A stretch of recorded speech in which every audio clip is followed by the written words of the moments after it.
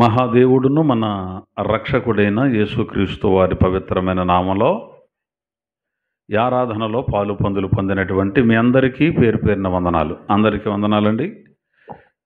ఈ రాత్రి బైబిల్ గ్రంథంలో నుంచి మనం ఒక చక్కటి సంగతిని క్లుప్తంగా నేర్చుకోవడానికి ప్రయత్నం చేద్దాం. చెబుతున్నటువంటి మాటలు విని గ్రహించాలని ప్రభు పేరట మనవి చేస్తున్నాను. మనం నేర్చుకోబోయే అంశం ఏమిటంటే యేసు అందరివాడు అనే అంశాన్ని మనం నేర్చుకుందాం. యేసు అందరివాడు హెడ్డింగ్ రాసుకోండి.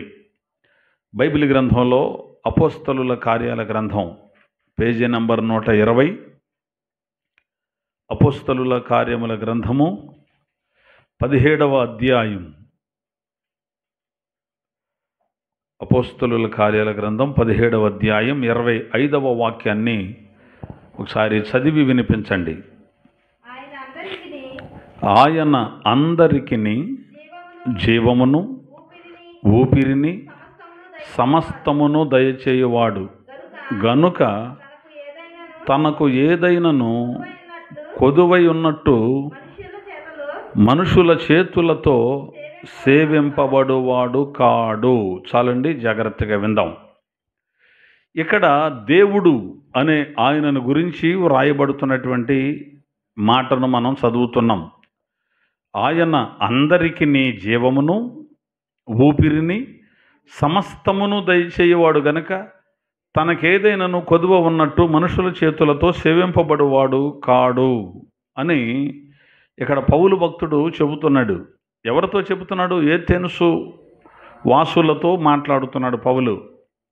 అంటే దేవుణ్ణి ఎలా సేవిస్తున్నారు ఆ పట్టణపు లేదు ఆ ప్రాంతపు వాసులు అంటే, ఆ ప్రాంతానికి వాక్యాన్ని చెబుదామని పౌలు భక్తుడు వెళ్ళినప్పుడు ఆ ఊరిలో ఒక విచిత్రం ఆయనకి కనబడింది.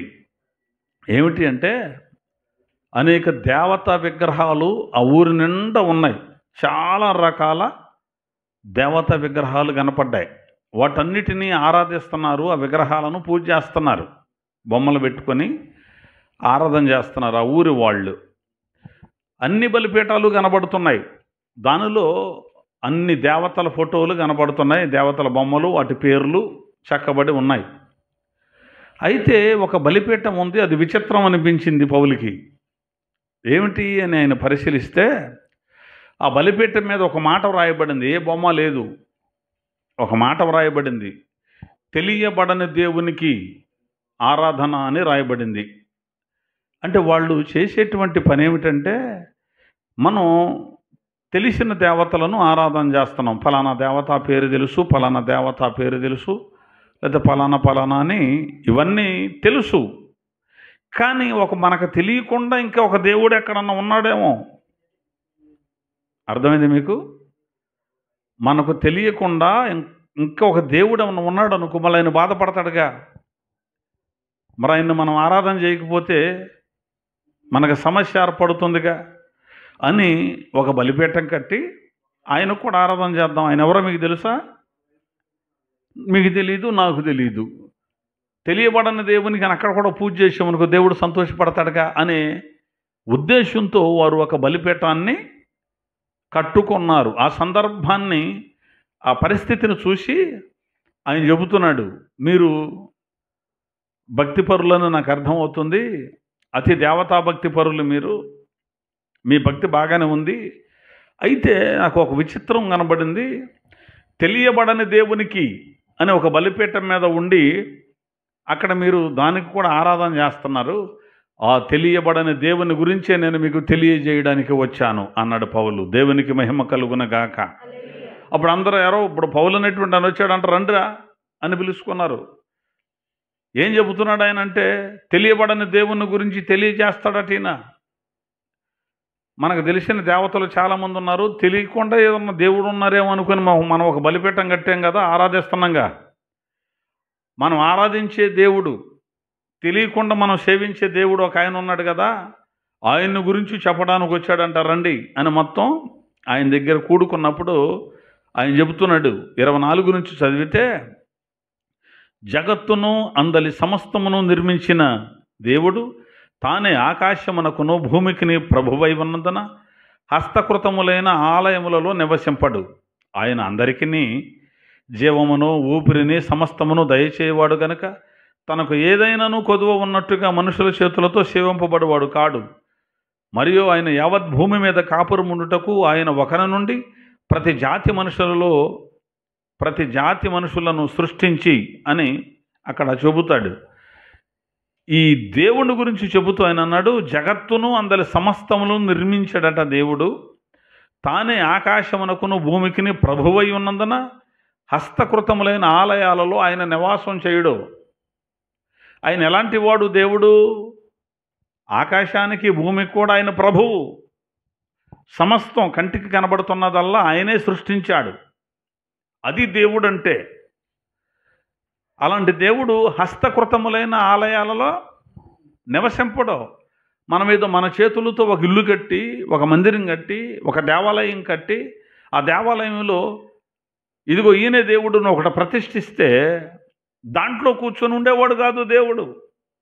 ఆయన నివాసం అది కాదు. దేవుని నివాసం అంటే అది కాదు. మనమేదో ఒక మందిరం కట్టి దాంట్లో ఒక ప్రతిమను నిలబెట్టి దేవుడు ఇక్కడే ఉన్నాడు రండి అని వెళ్ళడానికి హస్తకృతములైన ఆలయాలలో ఆయన నివసించేవాడు కాదు. అసలు జగత్తును అందని సమస్తాన్ని ఆయనే చేశాడు. మనం ఒకసారి ఆలోచిస్తే కనుక దేవుడు అనేటువంటి ఆయన మనం తయారు చేసుకొని మనం ఒక మందిరం కట్టి దానిలో నిలబెడితే ఉండేవాడు కాదు. దేవుడనే ఆయన మనలను తయారు చేసినవాడు, మనం తయారు చేసుకున్నవాడు కాదు. ఈ క్లారిటీ ఇస్తున్నాడు. మళ్ళీ ఆయన అంటున్నాడు, ఆయన అందరికీ జీవమును ఊపిరిని సమస్తమును దయచేయువాడు. దేవుడు అంటే ఏమనుకుంటున్నారు? ఆయన కొంతమందికా అందరికా? ఆయన అందరికీ జీవాన్ని ఊపిరిని సమస్తమును దయచేయువాడు. జీవాన్ని ఇచ్చేవాడట, ఊపిరిని ఇచ్చేవాడట. అంత మట్టుకే కాదు, సమస్తాన్ని కూడా దయచేయువాడు. అది దేవుడు అని చెబుతున్నాడు. అందరికీ ఇస్తాడు. ఇచ్చినవాడు జీవాన్ని ఊపిరిని సమస్తాన్ని ఇచ్చేది ఎవరు? అందరికీ ఇచ్చేవాడు దేవుడు అని చెబుతున్నాడు. కొంతమందికే కాదు. దేవుడనే ఆయన కొంతమందికే దేవుడు అవుతాడా? అందరికీ దేవుడు అవ్వాలి కదా. అందరికీ దేవుడు అవ్వాలి దేవుడనే ఆయన ఉంటే గనక. లేదండి మీకు ఒక దేవుడు ఉన్నాడు, నాకు ఒక దేవుడు ఉన్నాడు అంటే అది తెలివి కలిగిన మాటలు కాదు. దేవుడు అని ఒక ఆయన ఉన్నాడు. ఆయన ఎవరు అనేటువంటిది మనం పరిశీలనలో మనం తెలుసుకోవాలి. అంతే తప్ప మీ జాతి వరకు ఒక దేవుడు అండి, మా జాతి వరకు ఒక దేవుడు అండి, మీ కులం వారికి ఒక దేవుడు, మా కులం వారికి ఒక దేవుడు, మా ఊరి వారికి ఒక దేవుడు, మీ ఊరి వారికి ఒక దేవుడు, మా రాష్ట్రానికి ఒక దేవుడు, మీ రాష్ట్రానికి ఒక దేవుడు, ఈయన మా దేశానికి ఒక దేవుడు, మీ దేశానికి ఒక దేవుడు, మీ దేశం దేవుడు మా దేశానికి పనికిరాడు, మా దేశంలో దేవుడు మీ దేశానికి పనికిరాడు అంటున్నారు కొంతమంది. అవగాహన లోపం, అజ్ఞానంతో చాలామంది చెబుతున్నారు. ఈ మధ్య ఒక ఆయన అన్నాడు, జీసస్ అని ఇండియాలో పిలిస్తే పనికిరాదంట, అది అమెరికాలో పిలవాలంట. లేదా ఇస్రాయేల్లోకి వెళ్ళి జీసస్ అంటే ఆ సిమ్ అక్కడ పనిచేస్తుందంట, ఇక్కడ పనిచేయదంట. ఇక్కడ దేవుళ్ళని పెట్టి పిలిస్తే ఇక్కడ పనిచేస్తాయి అంట. మళ్ళీ వీళ్ళు అక్కడికి వెళ్ళి ఇక్కడ దేవుడి పేర్లు పిలిచారు అనుకో, మళ్ళీ అక్కడ పనికిరావంట. అంటే ఈ దేశంలో దేవుళ్ళు ఈ దేశానికి, ఇశ్రాయేలు దేశంలో అక్కడ యేసుప్రభు అక్కడ పనిచేస్తాడు. అర్థమవుతుందా? అన్నప్పటికీ అందరూ చప్పట్లు కొడుతున్నారు. వారిని ఎర్రిపప్ప, ఇట్లాంటి ఎర్రిపప్పలు కూడా ఉన్నారా అనిపించింది. చదువుకున్న వాళ్ళే, శాస్త్రాలు చదివిన వాళ్ళే. అరే దేవుడు అనేవాడు ఒక్కడే. ఈ దేశానికి ఒక దేవుడు, ఆ దేశం పంచుకున్నారా? వీళ్ళు సృష్టిని తయారు చేసి దేవుళ్ళు అల్లికాళ్ళు కొట్టుకుంటున్నారా? అసలు అని బుద్ధి ఉందా ఆ మాటలు మాట్లాడుకోవడానికి? వాళ్ళకి దేవుడు ఒక్కడే. సర్వభూమిని ఆయనే తయారు చేసుకుంటే దీంట్లో మనం దేశాలకు విభజించి అది ఆయన వాళ్ళకే, ఇది ఈయన వీళ్ళకే, ఈయన మాకు. జ్ఞానం లేనటువంటి వాళ్ళు చెప్పే మాటలు ఇవి. దేవుళ్ళు కాదు, దేవుడు అంతే. ఏకవచనం వాడాలి. దేవుడు అంటే బహువచనం కాదు. దేవుళ్ళు కాదు, దేవుడు ఒక్కడే. ఆయనట అందరికీ జీవమును ఊపిరిని సమస్తమును దయచేవాడు. ఎంతమందికి? అందరికీ. ఏ దేశం వాడైనా, ఏ భాష వాడైనా, ఏ ప్రాంతం వాడైనా అందరికీ ఆయనే జీవాన్ని ఇచ్చేవాడు అని భక్త పౌలు ఈ సంగతులను చెబుతున్నాడు. అందుకే యేసు ప్రభులు వారు అంటారు, దేవుడు అందరినీ సమానంగానే చూస్తాడండి. అందరినీ సమానంగా చూస్తాడు. భౌతికంగా ఎవరికి అవసరం ఉందో వాళ్ళకే. వీళ్ళు నా పిల్లలు, వీళ్ళు నన్ను అంగీకరించారు, వీళ్ళ పొలంలోనే నేను వర్షం కురిపిస్తాను అనుకోడు ఆయన. ఆయన్ని అంగీకరించినా అంగీకరించకపోయినా ఆయన అందరి మీద తన వర్షాన్ని కురిపిస్తాడు, అందరి మీద తన సూర్యుడిని ఉదయింపజేస్తాడు అన్నాడు యేసు ప్రభు. దేవునికి మహిమ కలుగునగాక. సూర్యుడు నీతిమంతుల కోసమే ఉదయిస్తున్నాడా? పాపుల మీద సూర్యరశ్మి లేదా? సూర్యుడు వారి మీద ఉదయించట్లేదా?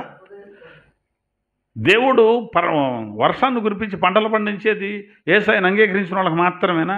యేసయ్యను అంగీకరించిన వాళ్ళకి వర్షం కురిపిడా? అందరి మీద కురిపిస్తాడు వర్షం, అందరి మీద సూర్యుడిని ఉదయింపజేస్తాడు. అందరికీ అన్నీ ఇచ్చేశాడు, ఎందుకంటే అందరూ ఆయన పిల్లలే. అయితే ఆయనను తండ్రిగా అంగీకరించి దేవుడిగా ఎవరు అంగీకరిస్తారో రేపటి రోజున వారు స్వర్గంలో ఉంటారు, ఆయనను అంగీకరించని వారు నరకంలో ఉంటారు. అది తేడా. కానీ మొత్తం మీద ఆయన కల్మషం చూపించేవాడు కాదు. అందరికీ ఆయన ప్రభువే, అందరికీ ఆయన దేవుడే, అందరికీ ఆయన ఊపిరినిచ్చేవాడే, అందరికీ జీవాన్ని ఇచ్చేవాడే, సమస్తాన్ని అందరికీ దయచేసేవాడే దేవుడు అని బైబిల్ చెబుతోంది. అయితే ఈ దేవుడు ఎవరు? వీళ్ళందరినీ ఎలా తయారు చేసుకోగలిగాడు? ఒకని నుండి అంటాడు అక్కడ. ఆయన యావత్ భూమి మీద కాపురం ఉండుటకు ఆయన ఒకని నుండి సమస్త జాతి మనుషులను సృష్టించి అని రాయబడింది. ఎంతమందిలో నుంచి వచ్చాం మనమంతా? ఒక్కడిలో నుండే వచ్చాం.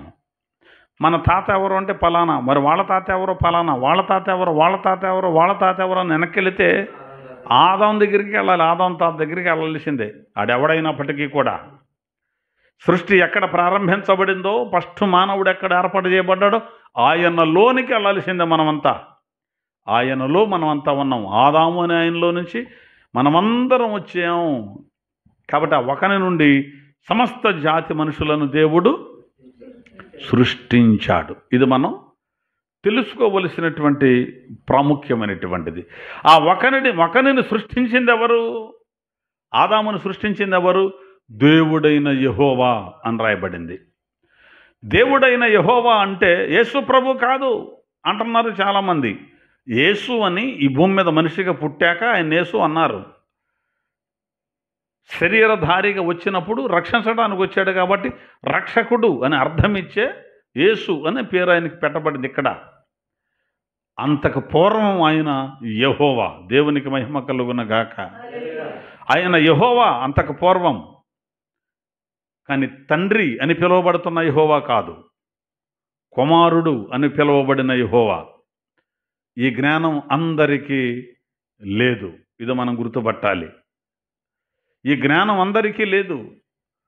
తండ్రి అయిన యెహోవా, కుమారుడైన యెహోవా ఏంటయ్యా అని అనుకుంటారేమో. అసలు కుమారుడు అనే పదం పుట్టడానికి గల కారణాలు ఏమిటో కుదిరితే మరొకసారి మనం ఈ సంగతిని నేర్చుకుందాం బైబిల్లో నుంచి. ఆదాముని చేసింది యేసు ప్రభువే, సృష్టిని చేసింది యేసు ప్రభువే. అంటే అప్పుడు యేసు అని పేరు లేదు ఆయనకి, యెహోవా అనే పేరుంది. ఇది అర్థం కాల చాలామందికి. యేసయ్య అంట సృష్టి చేశాడంట, యేసు ప్రభు అంట అది చేశాడంట అని ఎద్దేవాగా మాట్లాడుతున్నారు కొంతమంది అవగాహన లేక. యేసే సృష్టికర్త చెప్పటానికి కాదు, నిరూపిస్తాం. దేవునికి స్తోత్రం కలుగునగాక. ఇంకొక ఆయన బయలుదేరి మధ్య యేసు అనేటువంటి ఆయన తండ్రి దగ్గర ముష్టెత్తుకున్న బిచ్చగాడు, బెగ్గర్ అంటున్నాడు. బెగ్గర్ అంట, తండ్రి దగ్గర ముష్టెత్తుకుంటున్నాడంట. ఇప్పుడు ఒక మాట, ఇప్పుడు తండ్రి ఉన్నాడు, పిల్లాడు ఉన్నాడు. నాన్న నాకు బుక్స్ కావాలి అని అడిగాడు. బెగ్గరా పిల్లాడు? అడుక్కునేవాడా? అంటాడా తండ్రి అట్లా? లేకపోతే బయట నుంచి చూసేవాడు అడుక్కు తింటున్నాడండి వాళ్ళ నాన్న దగ్గర, ఇడు బిచ్చగాడండి అని ఎవడైనా అంటాడా? తండ్రిని కుమారుడు నాన్న నాకు 1000 రూపాయలు కావాలి అని అడిగాడు. లేవురా కుదరదు అన్నాడు. డాడీ ఒక్క 1000 నాకు అవసరం అనడం. సరేలేరా అని ఇచ్చాడు. అంటే బెగ్గర్ అంటారా అతన్నే? అడిగి తీసుకుంటే తండ్రి దగ్గర కుమారుడు తీసుకుంటే అడుక్కోవడమా? మరి జ్ఞానం ఏమైపోయిందండి వీళ్ళకే? యేసు బిచ్చగాడు అన్నందుకు ఈ పెద్ద బిచ్చగాళ్ళందరికీ పొడుచుకొచ్చింది అంటున్నాడు. వారిని అజ్ఞానం చల్లకుండా జ్ఞానం అని మేము జ్ఞానం బోధిస్తున్నామని చెబుతూ ఎంత అజ్ఞానంలో ఉన్నారో చూడండి. యేసు అనేటువంటి ఆయన తండ్రిని అడిగి పొందుకున్నాడు అనుకోండి. బెగ్గరా? కుమారుడికి బెగ్గరకి తేడా తెలియని బెగ్గరు అది చెప్పాడు. తలకాయలు పని చేయట్లేదా? ఏం మాట్లాడుతున్నాడు అవగాహన లేకుండా? యేసుని గురించి, యేసు దైవత్వాన్ని గురించే వాళ్ళు ఇష్టం వచ్చినట్టుగా మాట్లాడుతున్నారు. యేసు సృష్టికర్త, ఆ సంగతే వాళ్ళకి తెలియదు. ఒక మాట చెబుతాను, బైబిల్ మీరు చూడొద్దు, ఏ సందర్భం వచ్చింది కాబట్టి. హెబ్రీ పత్రిక 11:2 అంటాడు, దేవుని వాక్యము వలన ప్రపంచములు నిర్మాణమైనాయి అని రాయబడింది. ప్రపంచాల నిర్మాణం ఎలా జరిగాయట? దేవుని వాక్యము వలన చాలు. ప్రకటన గ్రంథంలో ఉంటుంది 19వ అధ్యాయంలో, యేసు అనేటువంటి ఆయనకి దేవుని వాక్యం అనే పేరుంది అని వ్రాయబడింది. యేసు ప్రభువుకున్న పేరేమిటి? దేవుని వాక్యం అనే పేరుంది. అంటే వాక్యం ద్వారా ప్రపంచాలు నిర్మాణం అయ్యాయి అంటే ఎవరు ఆ వాక్యం? యేసయ్య. అంటే యేసయ్య ద్వారా ఏమి నిర్మాణం జరిగాయి? ప్రపంచాలు నిర్మాణం. ప్రపంచాలను నిర్మించింది ఎవరు? యేసుక్రీస్తు ప్రభు. అంటే వాక్యం నిర్మాణం చేసింది అంటే యేసయ్య నిర్మాణం చేశాడు. అంటే అప్పుడు యేసు అని పేరు కదా ఆయనకి, దేవుడు. అందుకని యోహాను తన సువార్తలో ప్రప్రథమంగా రాసింది అది. ఆదియందు వాక్యం ఉండెను, కలుగజేయబడిను కాదు. ఆదియందు వాక్యం ఉండెను, వాక్యము దేవుని యొద్ద ఉండెను, వాక్యము దేవుడై ఉండెను, సమస్తమును ఆయన మూలముగా కలిగెను, కలిగి ఉన్నదేది ఆయన లేకుండా కలగలేదు. ఆ వాక్యమైన దేవుడే శరీరధారిగా వచ్చాడని 14వ వచనం చెప్పగానే చెబుతోంది. అంటే ఇక్కడ దేవుడు కనబడుతున్నాడు, ఆ దేవుని దగ్గర వాక్యమైన దేవుడు కనబడుతున్నాడు. పాయింట్ అర్థమైంది కదా? దేవుడు కనబడుతున్నాడు, ఆయన దగ్గర వాక్యమైన దేవుడు కనబడుతున్నాడు. దేవుడెవరు? వాక్యమైన దేవుడెవరు? ఈయన ఒక్కడేనా? కాదు, ఈయన వేరు, ఈయన వేరు. ఈయన దేవుడే. ఎంతమంది అండి దేవుళ్ళు? ఒకడే. మరి ఎలా? తండ్రిని దేవుడు అంటారు, కుమారుని దేవుడు అంటారు, పరిశుద్ధాత్మను దేవుడు అంటారు. మీరు త్రిత్వని చెబుతారు, మీరు అంటారు. త్రిత్వం చెప్పేవాడు ముగ్గురు దేవుళ్ళు అనరు, ఒక్కడే దేవుడు. మరి ఈ ముగ్గురిని ఎందుకు అన్నారు మీరు? అన్నారు అనుకో, చిన్న మాట చెబుతా, సందర్భం వచ్చింది కాబట్టి ఇక తప్పదు. అంశంలోకి వెళ్ళే ముందు చిన్న విషయాన్ని చెబుతా. ఒక బత్తాకాయ తీసుకున్నావు, దాన్ని ఒలిచావు, 11, 12 తొనలు ఉన్నాయమ్మా. ఆ తొనల్లో ఒక తొనను తీసావు బయటికి, సపరేట్గా వచ్చేస్తుందా? చిరిగిపోద్దా? రసం గారిపోద్దా? ఒక తొన నుంచి ఒక తొన వేరు చేస్తే అది సపరేట్గా రాగలుగుద్దా లేదా? వచ్చేస్తుంది. దానికి దీనికి మధ్యలో ఒక పొర ఉంటుంది, పలసటి పొర ఒకటి ఉంటుంది. దానిలో నుంచి ఒక తొన తీసాం, దాన్ని తీసుకొని మనం తిన్నాం. అది ఏ రుచి అయితే ఉంటుందో మరొక తొనలో కూడా అదే రుచి ఉంటుంది. దీనిలో ఉన్న గింజ మొలకేస్తే ఏ మొక్క వస్తుందో దానిలో ఉన్న గింజ కూడా అదే మొక్క వస్తుంది. అలాగే దేవుడు అనేటువంటి ఫలంలో ముగ్గురు వ్యక్తులు ఉన్నారు. ఒకే ఫలం, అది దేవుడు. దేవుడు అనే పొరలో ముగ్గురు వ్యక్తులు ఉన్నారు. ఆ ముగ్గురు వ్యక్తులలో ఒకదాన్ని తీసుకొని ఒలుసుకొని తింటే మిగిలింది కూడా అంతే. దీన్ని చూస్తే మిగిలిన దాన్ని చూసినట్టే. ఫిలిప్ అన్నాడు, అయ్యా తండ్రిని మాకు చూపించు ఒకసారి అన్నాడు. మీరు ఇంకా ఇంత అవివేకులే ఉన్నారా? నన్ను చూసావుగా ఫిలిప్పు? చూశానయ్యా, మొన్న నా తండ్రిని చూసినట్టే. మరి డైరెక్టర్ తండ్రిని ఏమన్నా చూశాడు? చూసింది ఎవరినే?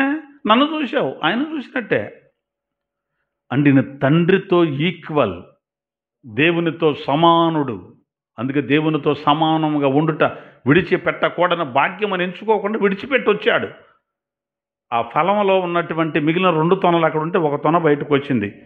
ఈ బయటికి రావడాన్ని పుట్టుట అన్నారు, బయటికి రావడాన్ని కుమారుడు అన్నారు. అంతే తప్ప దేవునితో సమానుడు కాదు అని మాత్రం కాదు. అర్థమైందా? ఈయన బయటికి రావడం కుమారుడు అన్నారు. తల్లి గర్భంలో ఉన్నప్పుడు శిశువు ఆ తల్లితో పాటే ఉంటాడు, బయటకు వచ్చాక కుమారుడు, కుమార్తె. అలాగే ఆ దేవుడు అనే పొరలో నుంచి బయటకు వచ్చేసాడు ఈయన. ఈయన చూస్తే ఆయన చూసినట్టే. ఈ తొన తింటే రుచి ఏమిటో ఆ తొన తిన్నా అదే రుచి. కానీ మాట్లాడింది బయటకు వచ్చిన వాక్యమే, సృష్టిని చేసింది బయటకు వచ్చిన వాక్యమే, సిలువనెక్కింది బయటకు వచ్చిన వాక్యమే, పాప విమోచన కలిగించింది బయటకు వచ్చిన వాక్యమే. మరలా ఇదే వాక్యం ఎక్కడ నుంచి అయితే వచ్చాడో మరలా అక్కడికి వెళ్ళి ఆ ఉన్నత లోకానికి వెళ్ళి ఆ మహామోహుని కుడి పక్కన మరల కూర్చున్నాడు. దేవుడు ఎక్కడున్నాడో, ఈయన ఎక్కడ నుంచి వచ్చాడో మరలా అక్కడికి వెళ్ళి ఆయన కుడి పక్కన కూర్చున్నాడు. కాబట్టి దేవుడు అంటే ఒక్కడే ఉండాలి కానీ ముగ్గురుంటే ఎట్ట కుదురుద్ది అంటున్నారు. ఎందుకు కుదరదో? దేవుడు అనేది ఏకవచనం కదా అంటున్నారు. రైట్, ఎలోహిమ్ అని హిబ్రూలో అన్నారు. హిమ్ అంటే బహువచన పదం. పదం ఒకటే కానీ దానిలో బహువచనం, దానిలో బహుళత్వం కనబడుతుంది. బహువచనం కాదు, బహుళత్వం కనబడుతుంది.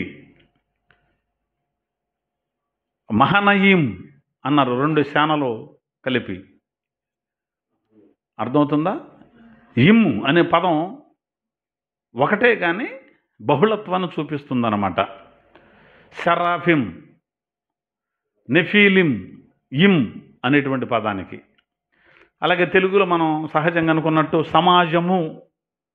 సమాజము అంటే ఒక్కడే ఉంటాడా? ఒకడనే సమాజం అంటామా? ఒకళ్ళ కంటే ఎక్కువ. సమాజము పదం, సమూహము, సంఘము పదం ఒకటే. అలాగే దేవుడు అంటే పదం ఒకటే కానీ దానిలో లేఖనాలు చూడగలిగితే, కళ్ళు తెరుచుకొని చూస్తే 3 వ్యక్తులు కనబడతారు మనకు. దేవునికి మహిమ కలుగును గాక. అందుకనే బోధలు జల్లిళ్ళు వేసే రోజులు ఇవి. దేవుడు జల్లించేస్తున్నాడో. ఇప్పటి వరకు ఉన్నతమైన బోధ, ఇదే సరైన బోధ, వీళ్ళే బాగా చెబుతున్నారు అని వెర్రవీగుతూ దుర్బోధలు చేసేటువంటి వాళ్ళ బ్రతుకులు బండారం చేసే దినాలు ఇవి. దేవునికి మహిమ కలుగున గాక. క్రైస్తవ్యంలో 2 చీలికలు వచ్చే దినాలు ఇవి. క్రైస్తవ్యం 2 శిబిరాలు అవ్వాలి. క్రైస్తవ్యం 2 ముక్కలైపోవాలి. వాస్తవికత ఒకవైపు, అవాస్తవికత ఒకవైపు ఖచ్చితంగా జరిగి తీరాలి.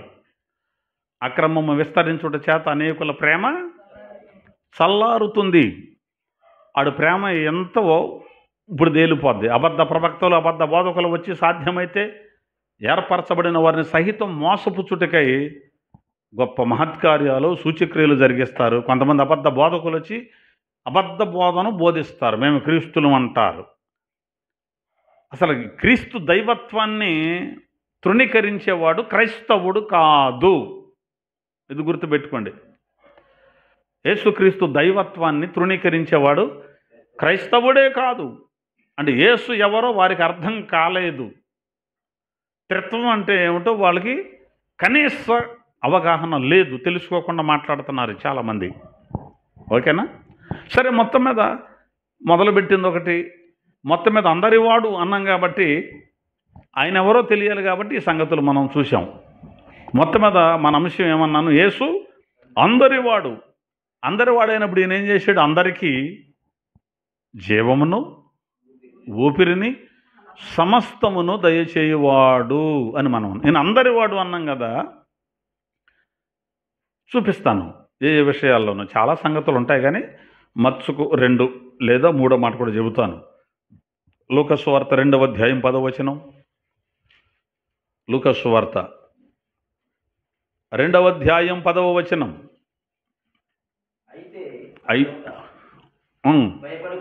అయితే దోత భయపడకుడి, ఇదిగో.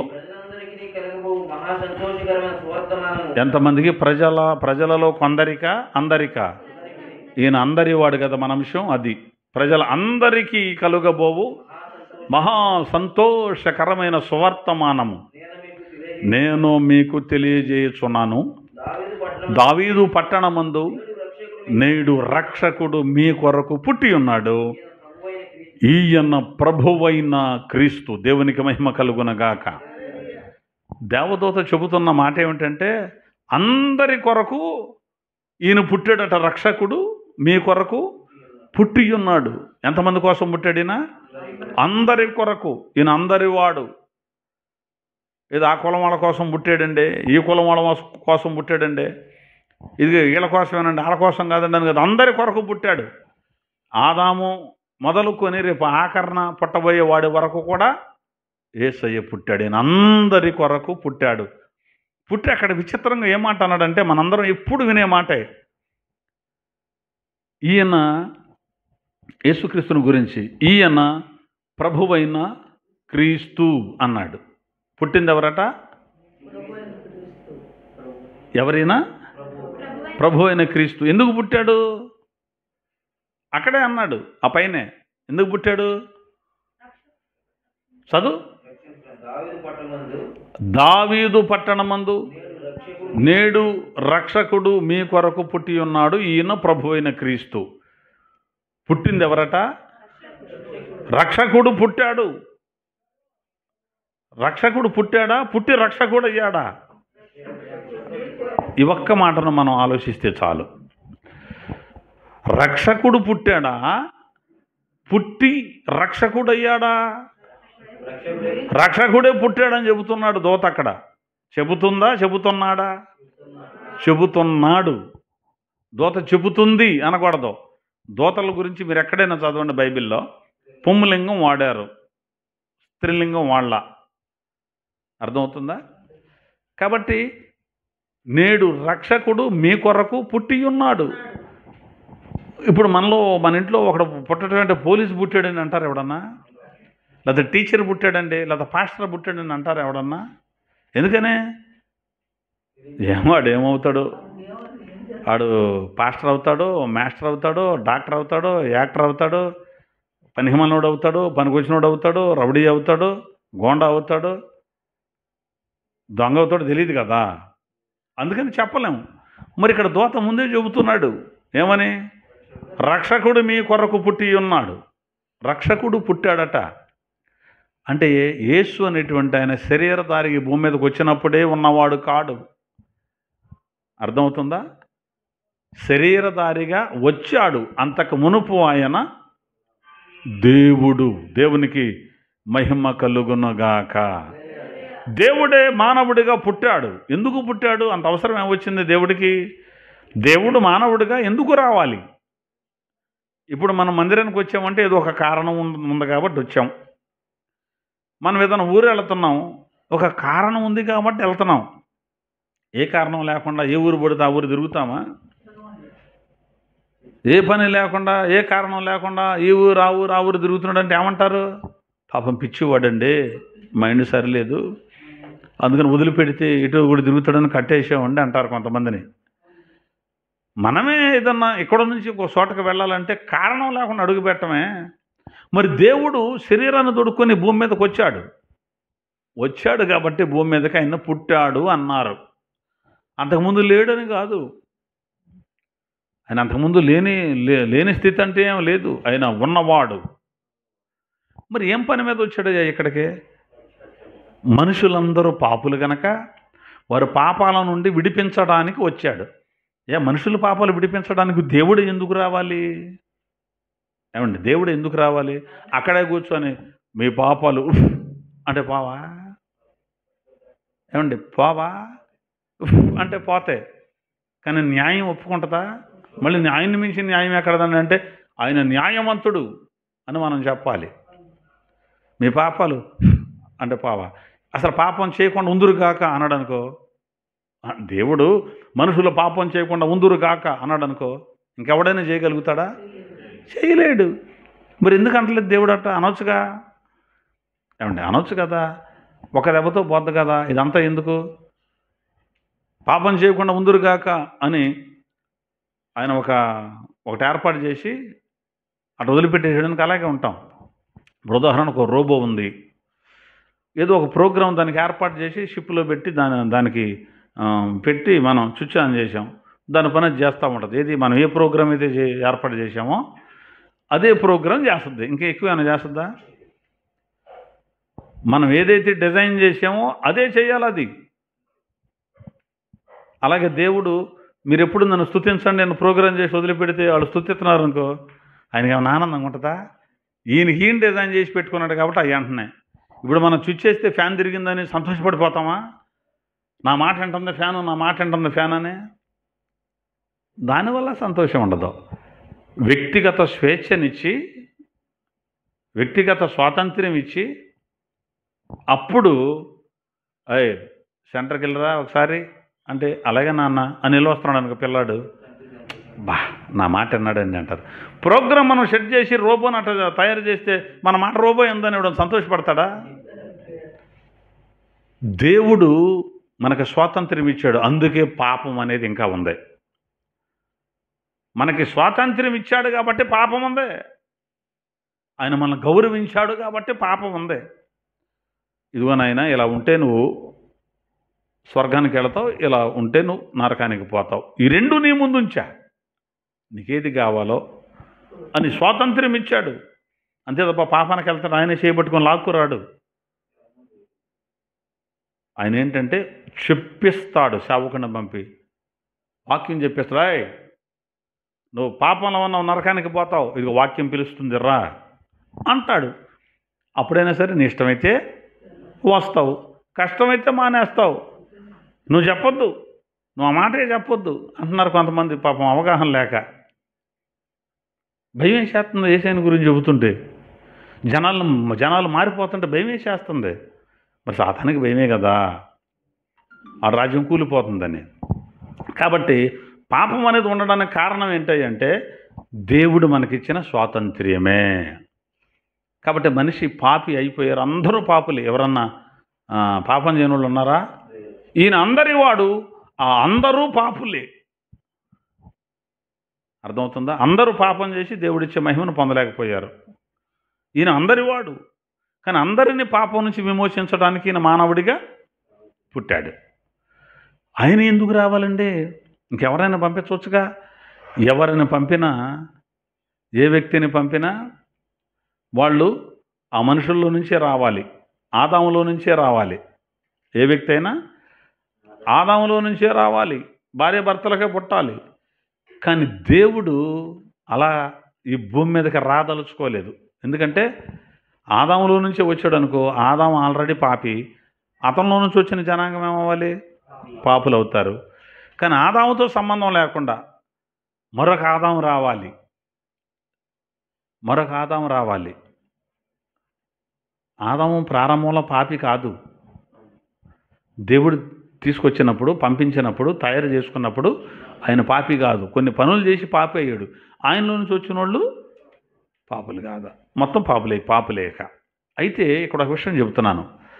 దేవుడు ఈ ఆదాం పాపం చేసి అందరూ పాపంతో ఉన్నారు కాబట్టి అని వాళ్ళని ఒక పక్కన పెట్టి మళ్ళీ ఇంకొక ఆదాముని అప్పుడే తయారు చేసి వదిలిపెట్టాడు అనుకో, ఇంకొక ఆదాముని ఆ రోజునే తయారు చేసి ఇంకొక అవ్వమ్మని తయారు చేసి వాళ్ళని ఉంచాడనుకో, వాళ్ళు పాపం లేకుండా బతికారనుకో, వాళ్ళు వేరవుతారు, అప్పుడు వీళ్ళు వేరవుతారు. అప్పుడు ఈ ఆదాములోంచి వచ్చిన వాళ్ళంతా పాపులు, ఆ ఆదాములోంచి వచ్చిన వాళ్ళంతా నీతిమంతులు కదా.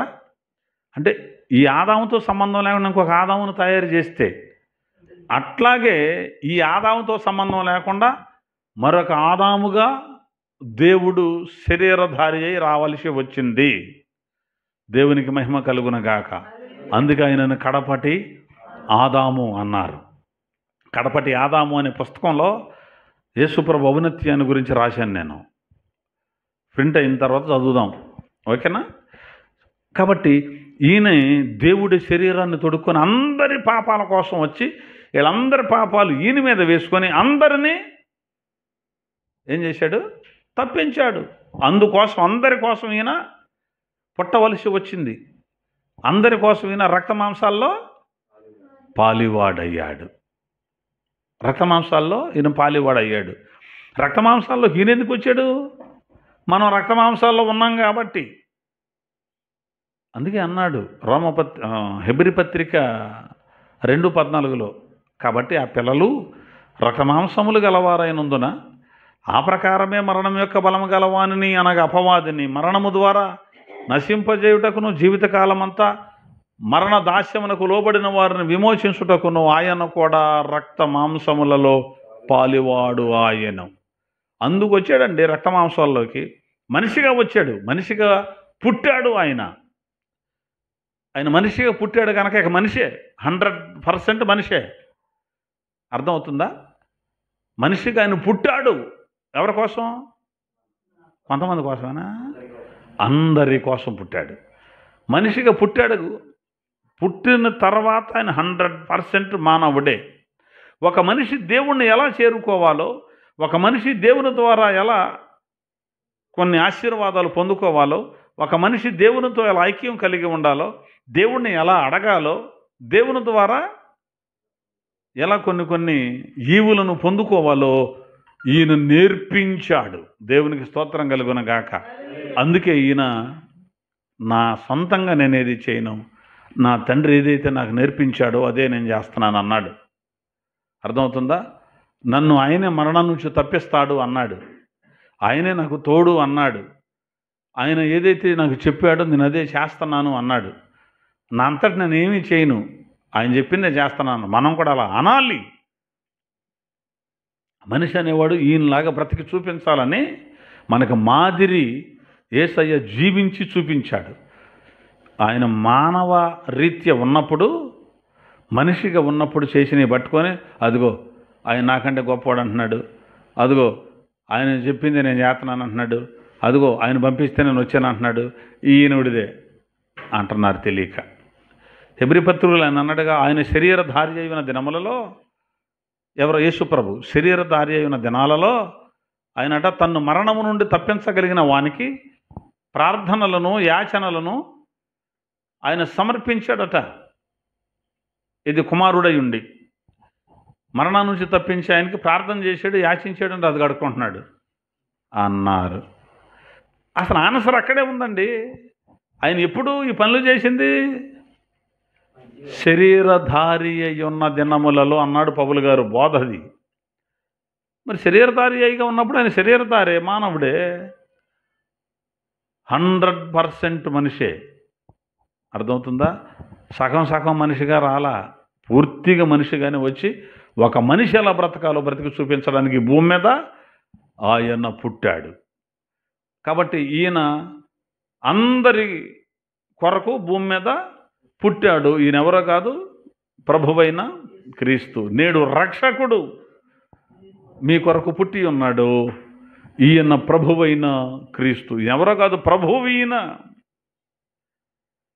ప్రభువులు ఎంతమంది ఉన్నారని బైబిల్ చెబుతుంది?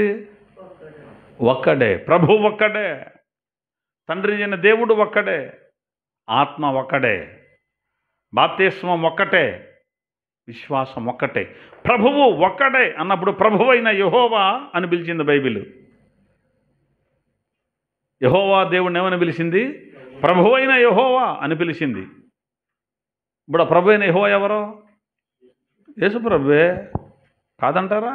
ఆది కాండంలో మాట్లాడింది, సృష్టిని చేసింది, అబ్రాముతో, ఇస్సాకుతో, యాకోబుతో, ఆదాముతో, ఆది కాండం మొదలుకొని మలాకి గ్రంథం వరకు భక్తులందరితో కనబడింది, వినబడింది, మాట్లాడింది ఇప్పుడు మనం మానవుడిగా పుట్టిన చెప్పుకుంటున్న యేసుక్రీస్తు ప్రభువే.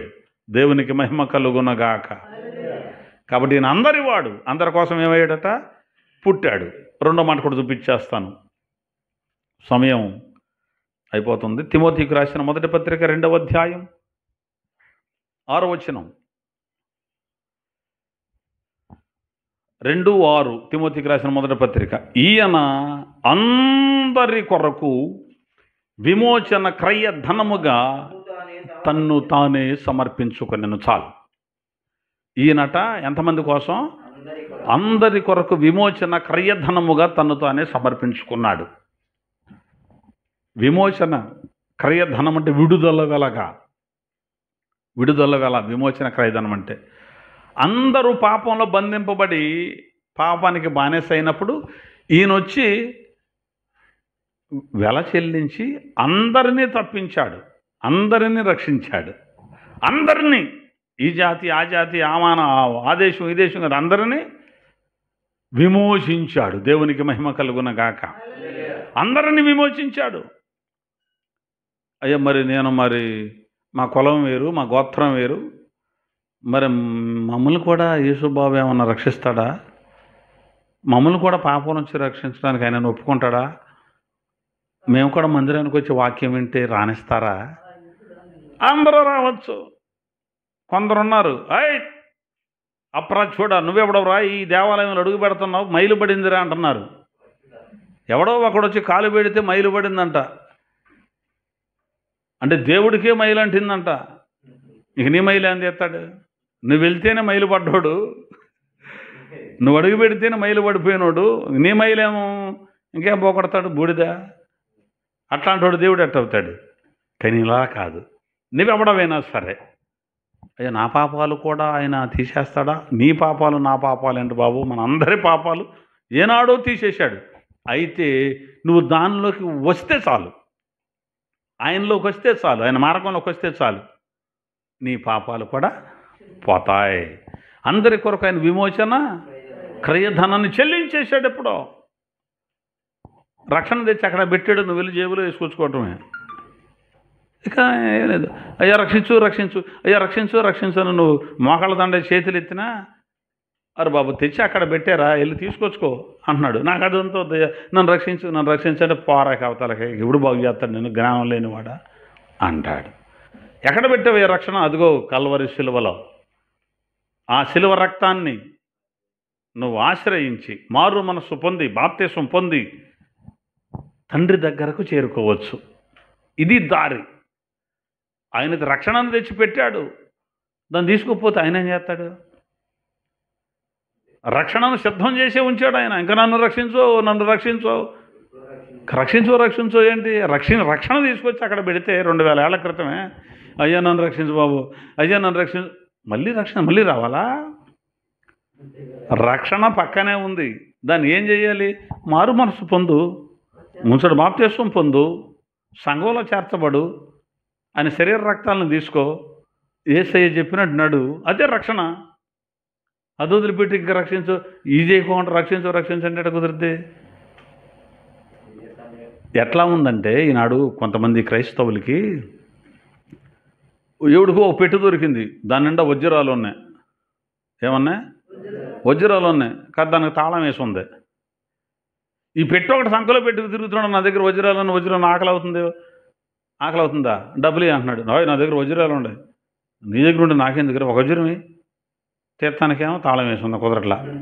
తినటానికేం పోలేదు, కానీ వజ్రాలు రత్నాలు మణులు మాణిక్యాలు వెండి బంగారం అన్నీ దాంట్లోనే ఉన్నాయి, కానీ సంఖలో పెట్టుకు తిరుగుతున్నాడు. దాన్ని దీని ఏమైనా తీసి ఉపయోగించుకుంటున్నాడా? తాళం వేసి ఉంది. ఆకలి అవుతుంది, బట్టలు లేవు, ఏమైనా ఉపయోగం ఉంటుందా వీటి వల్ల? తాళం ఎక్కడుందో అది కూడా నీ వల్లనే గట్టుకు తిరుగుతున్నావు. ఈ తాళం తీర్తలా, నా దగ్గర అయ్యి ఉండే తెలుసా, నా దగ్గర ఉండే తెలుసా, అన్నీ నీ దగ్గరే ఉంచుకొని ఆ తాళం తీయటం నేర్చుకోవాలి. అంతే కదా? క్రైస్తవుల పని అట్టే ఉంది. బైబిల్ ఉంది నా దగ్గర, యేసయ్య మా దేవుడే, యేసయ్య మా దేవుడే, అయ్యా రక్షించు రక్షించు రక్షించు రక్షించండి. మరి బాప్తిసం ముందు ఒక రక్షించబడతావంటే, మాకు బాప్తిసం మా అయ్యగారు వద్దు అన్నాడు. నమ్మి బాప్తిస్మం పొందితే రక్షించబడతావు అని బైబిల్ చెప్తుంటే మా అయ్యగారు వద్దన్నాడు, పొందొద్దన్నాడు, మాకు లేదు, మా సంఘంలో ఈరమ్మ మాకు లేదు అది. ఆ తర్వాత ఇప్పుడు ఏం చేస్తున్నారు కొంతమంది, ఇక్కడ ఎట్టగా ఇచ్చేటట్లేదులే అని బయటకు పోయి ఇంకోసారి పొంది, అయ్యగారు నెలకు ఒకసారే మొదటి వారం మీ దగ్గరికి వచ్చి రొట్టె తీసుకుంటాం అని బాప్తిసం లేదనుడి దగ్గరికి 3 వారాలు 4 వారాలు వీడి దగ్గరికి వెళ్ళటం, ఒక వారం అంటే వెళ్ళి రొట్టె తీసుకొని రావటం. అంటే ఇక్కడ వీడితో మొహమాటం పోకూడదు, అక్కడ అది పోకూడదు. తలకాయ లేని మంద ఏం చేస్తా, ఏం లేదు, తలకాయ లేదు. బాప్తిసం తీసుకున్న వాడి దగ్గరికి వెళ్ళి సరైన ఆహారం తినాలి తప్ప అక్కడ బాప్తిసం ముందు బాగా ఎక్కడికి వచ్చి మళ్ళీ గడ్డి మేత్తనం ఎందుకు? ఆడు గడ్డి కాకపోతే ఏంటండి నీకు బోధించే బోధ? ఆడు గడ్డే నీకు వేసేది ఆహారం కాదు, గేదకు పడేసినట్టు గడ్డే ఎత్తన్నాడు. బాప్తిసం వద్దన్నాడు గడ్డి కాదు, అసలు బాప్తిసమే ఎత్తేసినాడు. ఆడు బోధ గడ్డితో సమానం, అగ్గిపొలకి ఎత్తి బగ్గు మడదు అది. అర్థమవుతుందా? కాబట్టి అందరి కోసం ఆయన రక్షణను ఎప్పుడో సిద్ధం చేశాడు, అది మనం సంపాదించుకోవాలి.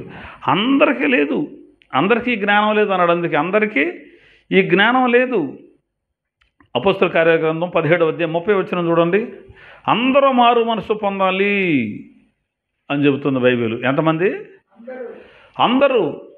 వచనం 30, ఆ అజ్ఞాన కాలమున దేవుడు చూచి చూడనట్టుగా ఉండెను, ఇప్పుడైతే అంతటను అందరూ మారు మనసు పొందవలెనని మనుషులకు ఆజ్ఞాపించుచున్నాడు. ఆజ్ఞాపించాడు అందరూ మారు మనసు పొందమని. ఆజ్ఞ అంటే ఆజ్ఞ జారీ అయింది, ఇప్పుడు ఏం చేయలేక అందరూ మారు మనసు పొందాలి అంతే. అది పొందకుండా నేను బంధనం అంటే ఎట్లా కుదురుద్ది? రోమపత్రిక 10వ అధ్యాయం 16 వచనంలో, రోమపత్రిక 10:16, 10:16లో ఒక వచనం ఉంటుందో చూద్దాం.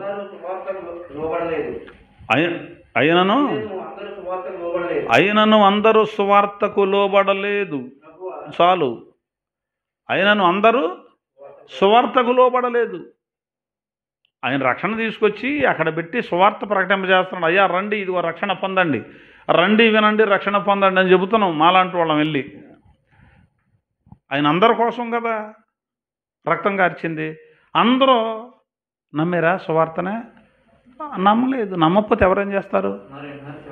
అంతే. నమ్మి బాప్తిసం పొందిన వాడేమో రక్షించబడతాడు, నమ్మనివాడు శిక్ష విధానం, వాడికి శిక్ష వస్తుంది. కానీ కొంతమంది కోసమేనా ఆయన రక్షణ సిద్ధం చేసింది? అందరి కోసం. అందరి కోసం పుట్టాడు, అందరి కోసం వెల చెల్లించాడు. దేవుడు పక్షపాతి కాడు. ఆయన మా దేవుడు కాదండి, అందుకే మా కోసం ఆయన రక్తం చెందించలేదంటే అనడానికి వీలు లేదు. అందరి కోసం వెల చెల్లించాడు దేవుడు. ఆయన ఎవరో కాదు, మనం ఆరాధిస్తున్నటువంటి యేసుక్రీస్తు ప్రభువే. కానీ అందరు రక్షణ రాలేదు.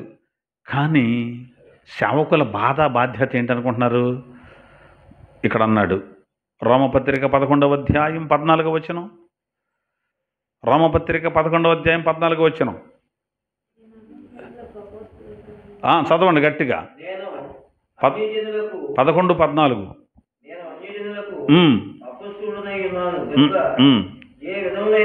ఏ విధమునైనను నా రక్త సంబంధులకు రోషం పుట్టించి వారిలో కొందరినైనాను రక్షించవలెనని. చాలు. వారిలో ఎంతమంది రక్షిద్దామని? కొందరినైనా. అందరు రావట్లేదు రక్షణలోకి. మరి నా రక్త సంబంధులు ఉన్నారు,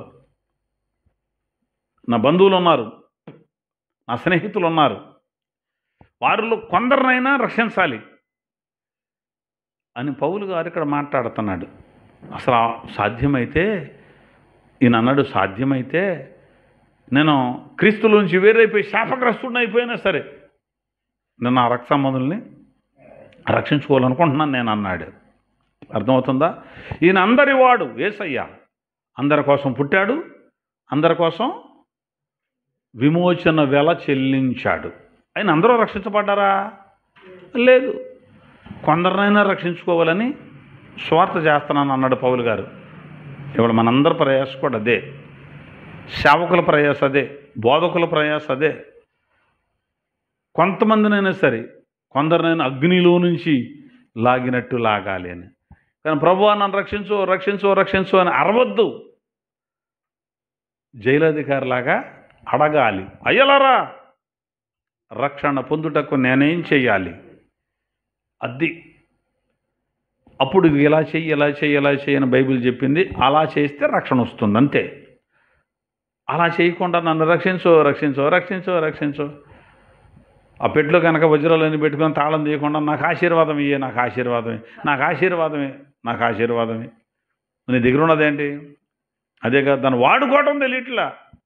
మళ్ళీ ఆశీర్వాదం కావాలి ఆశీర్వాదం కావాలి అన్నట్టు ఉంది. బైబిల్ అయితే సంఖలోనే ఉంది, కానీ బైబిల్ ప్రకారం నడతాం రావట్లా ఇంకెక్కడ. కాబట్టి యేసు అందరి వాడు. ఒకటి, అందరి కోసం పుట్టాడు. రెండు, అందరి కొరకు విమోచన క్రయధనంగా తను తానే సమర్పించుకున్నాడు.